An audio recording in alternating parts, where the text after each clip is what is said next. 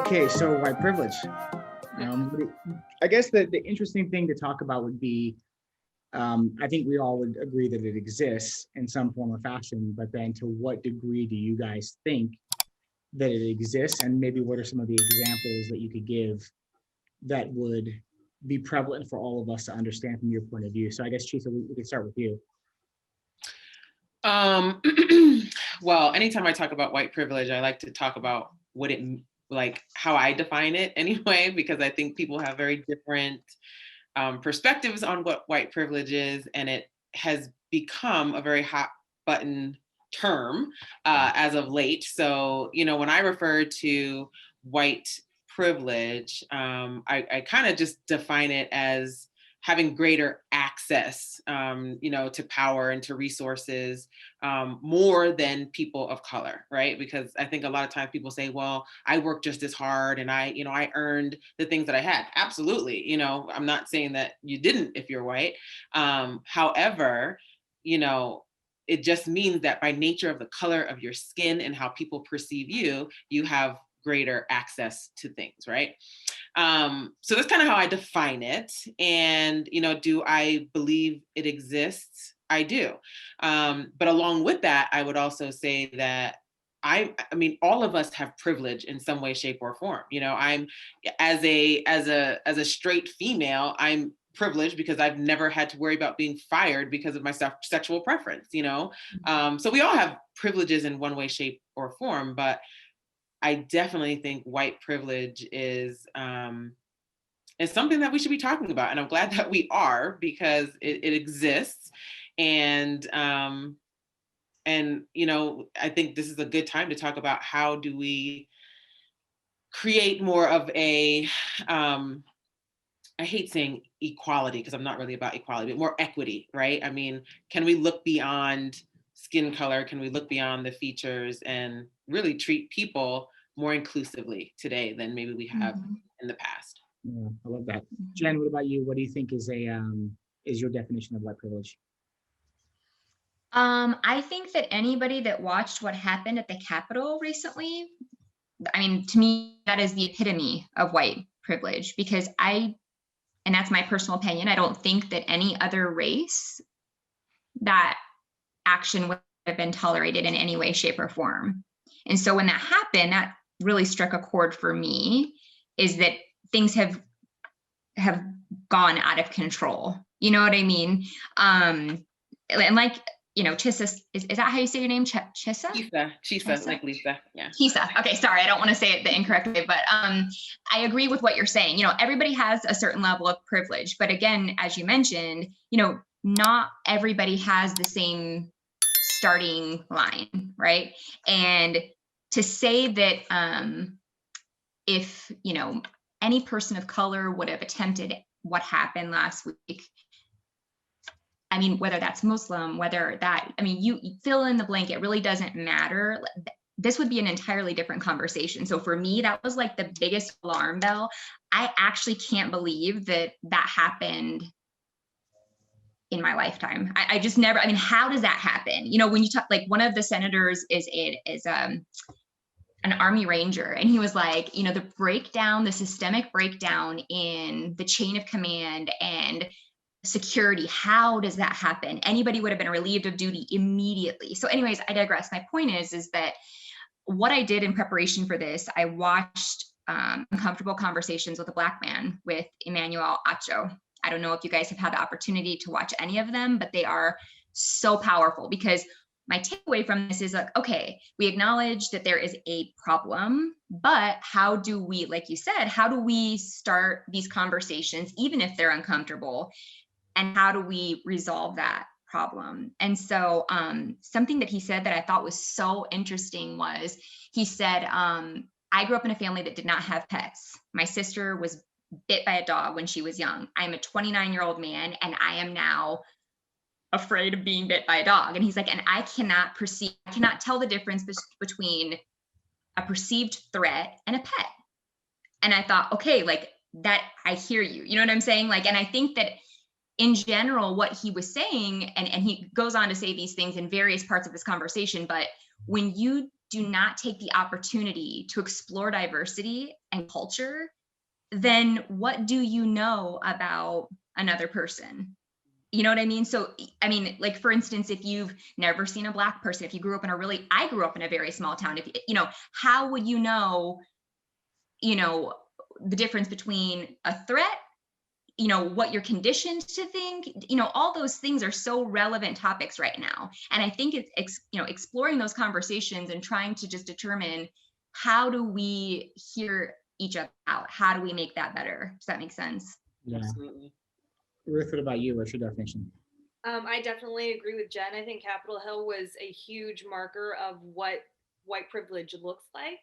And I think that it would have been very different if it was any person of color. But I think outside of even that, I think so many times when we talk about white privilege, we talk about it in the current sense of what's going on right now. It is so generational. The reason they thought they could go in there and knew nothing would happen to them is because for generations, they've been allowed to do whatever they wanted, were given whatever they wanted, whereas other people had to strive much harder. And then in addition to that, they've been given a higher starting point because of that generational backing too. So that privilege is not only extended in society in the way that they're viewed, it's also extended in their starting point and how far they're able to get. And if you look at anybody as beneath you and say we all have the same opportunities, it's just not true. Those opportunities don't exist for some people because they don't get the opportunities, they don't get the starting point, they don't have the backing of the family that had the backing because their family had that same privilege. So it goes so many layers deeper than just that initial thing of what's going on right now, what we see so prevalent in society, the conversation we're having now. It is even layers and layers deeper than that. And that's why what Chisa said, equality really isn't the answer. It really is equity, because without that, equality isn't going to exist in any time soon. So what we have to focus on is how do we give that equity to people that are missing it. So real quick, because I think what both you guys are saying is very interesting. Both Jen and Ruth, can you maybe try to give a more specific definition? So Chisa said, I think I'm summarizing this correctly, that it was access, right? You have access to things, and I think it sounds like what you guys are both saying is more like mindset, like what they believe that they're able to do is right because that's what they believe. Is that fair? I think it's mindset, and not even just being able to do what you want to do. It's knowing that there's not going to be any pushback.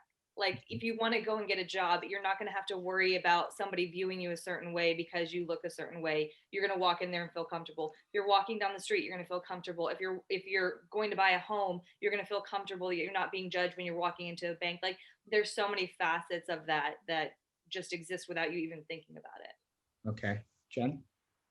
So for me, a more narrow definition would be never having to have been judged solely by the color of your skin.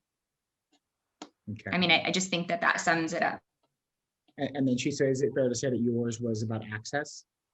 Yeah, it is about access, but hearing them talk, there is definitely a mindset component. And when you tie that into what we saw happening at the Capitol, I mean, when I watched it, the first thing that came out of my mouth was privilege. Like I'm watching privilege happen so clearly, on my television screen. But it does tie into a mindset. I think the mindset piece for me is where you get pushback when it comes down to the term white privilege, because there are people that don't even realize that, this summer when my, I have a 10-year-old son and a 12-year-old nephew who came out to see us right at the height of all the George Floyd stuff. We live in a predominantly white neighborhood, never had any problems, great neighborhood. We would not allow them to go to the park 2 blocks up the street. Maybe we were just being overprotective and parents and whatever, but then you wonder, like, are there white people who have to think to themselves the same exact thing? I mean, we literally didn't want them to go because we weren't sure what Karen they would pass by or what police are pissed off right now. You know what I mean? So I think the mindset piece is where the disconnect happens, and I think that's what the value of these conversations are, because when a white person who comes from a background where they haven't been exposed to anything different. See, I am not mad at the white person who says, listen, I haven't been exposed. Okay, well, good for you for being Mhm. here, good for you for exposing yourself, because that's the only way we can learn, right? That's the only way your mindset is going to shift. So I definitely think there's a mindset component, but when you're talking about opportunities, job opportunities, things like that, then I definitely think it's also access. Yeah. Yeah. And I think, everything that everyone's saying, I think is 100% fair and 100% true. I think the way that I've described it to people in the past too has also been that it's it's it's the perception that you have about your reality that then creates the mindset that then allows you to take the action like Capitol Hill, which then gives you the access. Because the perception of what you're doing is that, and the way I've always tried to think of it is that for a black person or minority versus white person, it's having the thought or not having the thought, which is the privilege, right? So like the privilege is that if you're white, you didn't have to have that thought. So the thought that the police would do something to me at Capitol Hill, the thought that I would have to wear a certain thing to a job interview, the thought that I have to behave this way in front of police officers, the thought that like that's your privilege. You don't have to think the things that other people have to think. Right. And by not having to think that, you don't have to then adjust your behavior. And then if you don't have to adjust your behavior, you don't have to face the consequence of those actions, right? And to me, it's kind of like this linear thing around um, the privilege coming from the idea that you didn't have to deal with the thought. Because I know I've been in situations where nothing's wrong, like you said about your kids at the park. Like there's no real reason. It's just more that you had to have the thought, which then made you go, I'm not going to take the risk, Right. which means then your kids then can't go to the park. So it's like that chain of events that happens it's so powerful because it started with a thought. It started with the thought of, should I do this? Should I allow my kids to do this? Should I wear this? Should I act this way? And I think that the privilege is not having to have that thought. What do you guys think? I think that's a great point. Mhm. It's a very good point. And I think that we saw a lot of people talking about those kind of thoughts, especially for Black mothers talking about their kids going out like with the police and having that fear of like them having to have that talk, having to have that conversation with Mhm. their children, saying like, when a cop stops you, this is what you do, da da da. And I think when that started being talked about a lot, there were a lot of white people saying, "Oh wow, I never thought of that," because they never had to go through that moment.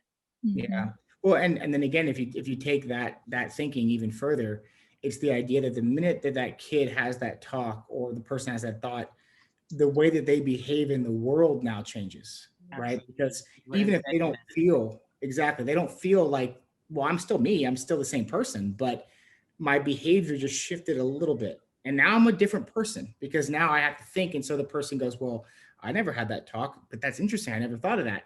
But you don't have to have the subsequent behavior that comes with that thought, right? Shisa, you were going to say something? No, I think that's a great, I think as soon as you have that conversation, now that's how we start to like, that's why it becomes like such a generational thing, and it just keeps on going and keeps on going, keeps on going. I mean, my dad is a cop, so I'm all for, law enforcement, but they had conversations with us, and our response to them at the time was, oh, that was like old school stuff. Like we're not like that anymore. And then to see it happening now, oh, it's just like, oh my gosh. So now the same conversation that my parents had with us, we're having with our children. And guess what? Our children will probably have with theirs. And it's like, when does it stop? It will be nice when we get to the point where we don't have to have those kind of conversations with our children. Yeah. Well, and that's it. I think this is a good transition point. And again, look, I think these conversations need to be had. People are having them more and more. Jen, I agree with you with Emmanuel Acho show. Like he's doing a great job at spreading these things. But I think one of the things Mhm. that I really want to get to with these conversations is maybe just ideology. So none of us are going to have the answer. None of us are going to be right. But like, let's try to brainstorm real quick. Like, what do we think? So if we go at some point, we hope this will go away. Well, how do we see that happening? And maybe we can all like just brainstorm a bit and think like, what would be the answer? Ruth, you have any thoughts? We'll start with you. I mean, I guess I always believe that I think a lot of change stems from the media and the way that people are either displayed or talked about or things that are covered. I think people having more of these conversations on an open platform are huge, but I also think that movies and television and so on, they start changing that structure and changing that vision of like how different minorities are viewed, or what to expect from like different people, then other people, even the way they look at those other minorities, will look at them differently. I think that even talking about like LGBTQ, I think they started becoming more accepted and understood as we started seeing them more in TV shows in a different light, in a different way. And the typecasting, the typecasting that we've seen for years and years and years affects the way people view other people in society. Yeah. Jen? So for me, I think it starts with just personal responsibility and accountability. I'm a firm believer that, it's, it just starts at home, essentially. So I have a small child. She is biracial. She is Mexican American. And something that I want her to be is proud of her heritage, of her culture. I want her to accept that she is different, and that's okay, and it's beautiful. And so we try to immerse her in music and television and language and all these different things, and it's just teaching her, like, for instance, this child has been a different character since the moment she could talk. She has rarely ever been herself, and her latest obsession is Native Americans. So she wanted to hear Native American music, and so we put it on and they're chanting, and she's like, "Mom, this is weird." And I'm like, "No, ma'am, like, it's not weird. Just because something is different does not mean that it's weird." So it's that every single solitary day. And again, to circle back to what I said earlier, Emmanuel Acho also mentions he is interviewing cops, and he's like, "How many of you have invited a Black person over for dinner recently?" Obviously we're in COVID, but whoa, everybody just kind of sat there. You know what I mean? It was a predominantly white police force. I think the demographic was 1% Black in the town. And, you think about that, how inclusive are you? Are you exposing yourself, your children, to diversity every day? So for me, that's how it starts. Good point. Shisa? I agree with both. I definitely think in the home, we have an opportunity to shape and mold future generations. So I completely agree with that. I love media because that exposes even, I think, sometimes the people who aren't willing to do the personal work. Gosh, there's so many shows that we can watch now where we see, Asians and Hispanics and African Americans, and it's refreshing compared to what I saw when I was, coming up. So I think, both of those make huge impacts, and it's such a loaded question. I think as far as the things that we have control over personally, I definitely think it's, what we do in our house, what we're reading, how we're educating ourselves, how we're stepping out of our own comfort zone. Because I could ask the same question, when's the last time I invited a white person over for dinner, because it's just something different. It's outside, because we tend to surround ourselves with people who look like us. So, I think there's a lot that we can do within our control, within our circle of influence. But gosh, there's things that need to happen in law enforcement. There's things that need to happen in government. They're systematic, and those things seem so overwhelming. I don't even know how to wrap my head around it. But with as tragic as all the things that happened in 2020, it's shaking things up, and people are talking about it, and people are committed to making change. And I think, that's a good place for us to be. And I feel like as far as my lifetime, this is the longest period of time that we've kind of consistently stayed in the discussion, whatever pieces of that discussion is. And that's good, because typically somebody gets killed, we talk about it for a couple of weeks, and then we go back to doing what we always did, So I think there's things we can do, and then there's things that we hope the right people do, Go ahead, Ruth. The pandemic affected that. The fact that people were stuck at home, that it forced us to actually take a look at what was going on. Yeah, I do. I absolutely do. Because I think, we weren't as caught up in the grind, and you're following along on a lot more. And I think the mix of politics, just everything was like this perfect storm, in 2020. And I think it's going to continue. I definitely think it's going to continue. So that's a good thing. Yeah. And I think what's funny is that the common thread between everything you guys said was that I think it's kind of exposure, right? And I think exposure does adjust mindset. So for example, if I think what's always been a common theme of what I've seen is like you take a person who's in the KKK, right? And you put them in a different community and they go, wow, I met someone of another race who was just like me. And it changed their mindset. Or vice versa. You take, a minority person, you put them in a white family and they go, wow, like that guy, that person was just like me. And sometimes we need to see more examples of people that are like all of us, meaning all of us in general as human beings, that it doesn't create this like bifurcation of like us versus them, right? Because I think a lot of times what happens, we see media, we see caricatures of people, right? We see caricatures of race. When we see, news, we see the extremities of what happens, like the worst and the best, but we never really get a chance to see the middle, like the average. And the average is the biggest part of all this, right? And so what makes it easy in human nature to go, well, these people must be like this or this is because we've only been exposed to the extremes. If we see a character on TV, in the news, what we've heard through friends, it's always these extremes. And I think that, you guys making this like kind of similar point is very similar to what I've always thought is like the exposure to seeing the middle, the average, because the average Black person is not a hoodlum. The average Hispanic person is not lazy. The average white person is not racist. The average person in any spectrum is not what the extremes tell us. Yeah, I completely agree with that. The more we can be exposed, the better off we are in validating some of the assumptions that we were fed, to be honest. I mean, the things that we believe, we were told from a parent or a grandparent or from something that we saw on television or, whatever. So having that exposure allows us in an aware state anyway to say, wow, like what I always thought, really isn't what I experienced here.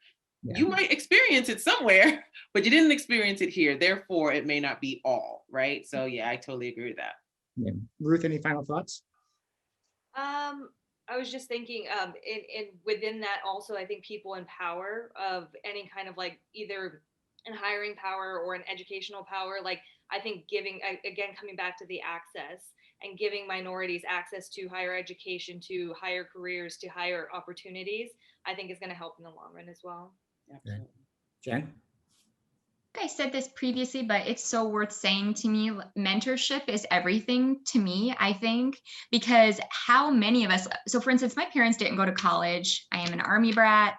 They didn't even know how to help me apply for college. When I graduated high school, I was 17. When we went to go pay for my first class, my mom and dad did not have the money. I think my mom's eyes almost fell out of her head when they told her how much the class was, because she just didn't know. And so I say all that to say that, I think it's so important to educate, as Ruth is saying, educate our young people. There has to be, there's no way that we can continue to say, that it's not important to equip our young people with the tools that they need to be successful. If math is important, so for instance, you wouldn't give a kid a driver's, license without him taking a test or studying a book or this or that. So how is a child more equipped at 17 graduating high school than, to approach the world than they were the day, before they graduated high school? Does that make sense? I just feel like it's like I said, empowering our young people, mentorship programs across the nation. I hope that with the new administration that those kinds of things really take place. Yeah. Lisa? Yeah, what I'm thinking as you're saying, because I completely agree. Education is such a big piece of it, but sometimes I like to sometimes put myself in the other sides, if you will, shoes. Like if my beliefs are completely different than yours, Jennifer, then what am I teaching my children? Exactly what you don't want to teach yours. True, you know what I'm true. saying? And then it's like, that's like what makes it so, this whole thing so challenging. It's like when you get a bunch of like-minded people together, it's like, oh yeah, totally agree. Right. But then when you have somebody else, it's like, sometimes I've talked to people who had completely different views from me, but I had to stop myself and ask myself, like, if I'm really 100% for inclusion, I don't get to be well, I can be angry, but I don't get to tell you that you're wrong, because that wouldn't really be inclusive. You know what I mean? So that's just kind of where my brain was going. I completely agree. But then I think about the parents who pull their children from educational spaces that are teaching one way versus another. You know, I suspect a lot of those people at the Capitol learned things from a very young age very differently than I did, you know? And they're fighting for what they believe, just like BLM, you know, people are out there fighting for what they believe. And that's what makes this so challenging. And so I always like challenge myself, like when I'm engaging in a conversation with someone who has an opposing view, I always say to myself, okay, Chisa, like my job in this conversation is not to change their mind. My job is to listen and to learn. And even to ask myself, like, you know, do they have any points? Maybe they do, maybe they don't. And at the end of the day, if I don't agree, then I'm okay with not agreeing. I'm okay with that disagreement. But at least now I understand where you're coming from. I'd love to sit down and talk to one of those people at the Capitol. Like, help me understand what was going through your mind. What were you thinking? I know I can learn a ton from that conversation. I'll walk away still probably not agreeing with what they did, but now I understand why they did it, right? I mean, it stems back to like so much. I also feel like 50% of those people had no idea why they did it. They just well, that they're like, it's a revolution. What's funny is that that's why I was saying to people too, you know, BLM and the Capitol Hill storming people, the Proud Boys and all these different groups, they are, I think their mindsets come from the same place, is that we're fighting for what we believe, but we're fighting for the idea that if things aren't working for us the way that we want them to, there has to be a reason. And if this reason means it's politicians, it's Mexicans stealing our jobs, it's Jews, it's whatever the excuse is, they want to say there's an excuse. So my assumption is that if you talk to any of these people, it's going to be, we feel like we're not getting what's fair and we want to fight for that. So like the mindset still is the same, but it's the baseline of like why they're fighting for something. And that's where I keep going back to like the extreme, is that the kind of, you know, Capitol Hill storming people, they're probably really believing that the things that they've been told in their echo chamber is that all these bad things, they're really happening and they're really doing something patriotic, just like another group. But the problem is that no one's thinking of the definition of, well, what do we really want to accomplish? We're being, again, reactive towards what we think is happening to us in the moment versus saying, what do we actually want to happen? Because that's probably a much easier way to get to a decision, to say, okay, we can all have different opinions, but we have to first start with, what's our objective? We can't say, okay, well, you got a job and this happened to you. Okay, well, what do we do now? Well, the actions have already been made, right? So I guess in maybe in summation a little bit here, that I think everyone at their core, most people are good. They want to raise good families. They want to have great friendships. They want to, you know, have a job. They want to be, you know, valuable to their community. And maybe we're expressing it in different ways because of what we're consuming. But ultimately, we're trying to fight for the same things. Our actions are very different. And regardless of how we agree with those actions, it's the idea that why are we taking them in the first place? Like, why would someone go all the way to Washington, D.C.? They had to have believed something good was going to come. And that good thing we disagree with in a lot of ways, but in their mind, they probably believed it. But it's the idea that these extreme things that are being fed to them consistently is making them think this is the right way to do it. This is how we have to do it. There's no other option, but it's still reactive versus, well, what did we want in the first place? And how do we really get it? I don't know if we need to wrap up, but I guess coming back to that, what happened and white privilege, do we feel like Donald Trump is the epitome of white privilege because in the way that he's handled the presidency and how he feels like he did no wrong? Jen, Chisa? I don't even want to talk about it. Agree. I have so many opinions, and I think that Donald Trump is probably a confluence of a lot of different things, right? Like, it's a little white privilege, it's a little spoiled brat, it's a little, you know, trust fund kid. I mean, it's probably honestly a combination of all those things. And when you take a lot of those bad traits and put them together, and then put them at the top of the food chain. It Here, run matters. the country. Right.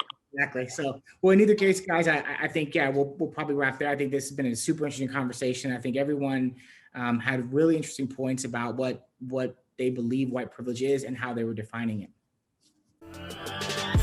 Hey everybody, I'm Adam Khalil. Thank you so much for listening to this video.